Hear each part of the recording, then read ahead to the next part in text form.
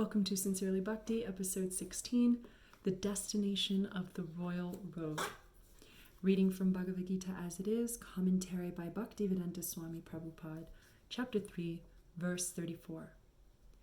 Om Namo Bhagavate Vasudevaya. There are principles to regulate attachment and aversion to the senses and their objects. One should not come under the control of such attachment and aversion because they are stumbling blocks on the path of self-realization. So in this verse, Krishna is emphasizing the importance of principles to regulate attachment and aversion to the senses. And Prabhupada begins his purport by saying that ultimately all this regulation and restriction is kind of one step down to our true nature, which is to love God freely and openly with all of our heart and souls.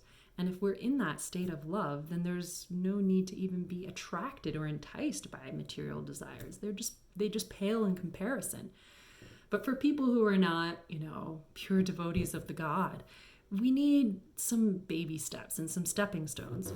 And so that's actually what Shastra is meant for. The scriptures are meant to guide us with wherever we're at on our spiritual journey. And the key is restriction. So there's some regulation.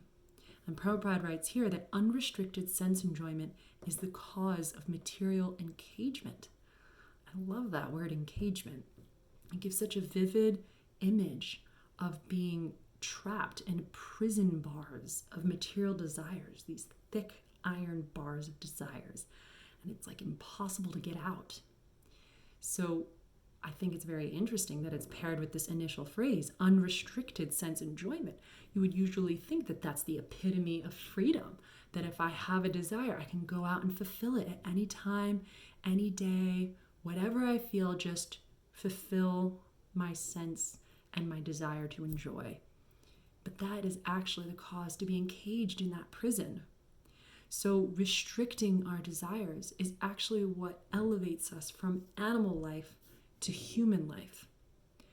So the classic example is that, we all have this impulse for sex enjoyment, but human beings, we have marriage vows and marriage ties, and these vows restrict us and lift us from being animals to human beings.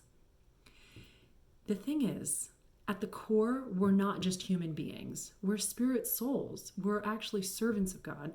So just coming to the level of human being is not the highest destination. So we have to see, where are we actually headed? Why am I regulating my senses? Is it just to deprive myself of my desires to enjoy? That just seems kind of miserable. But it's like, okay, I'm seeing the bigger purpose here. And so we have to know that we can't just rely on these regulations to liberate our hearts and our souls. Prabhupada writes here, we should not rely upon the control of such allowances. So he says there is always the chance of an accident, even on the royal roads. So this royal road of regulation is powerful. It can lead us to a very royal place in life by restriction, by austerity, by regulation. But there's still the accidents that happen on that road. So we have to know, where is that road heading? And where is it taking us?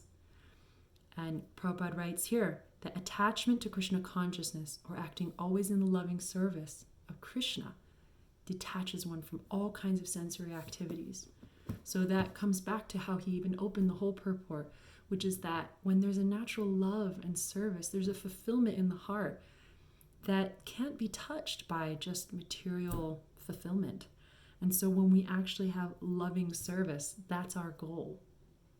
So that's the destination of the royal road. And hopefully we can journey there. And sometimes it's difficult to be on that road. So it's important to find fellow travelers who are heading in the same direction. And we can rely on them for strength and encouragement. So thank you very much for tuning in to this episode of The Destination of the Royal Road. And I will see you next time. Hare Krishna.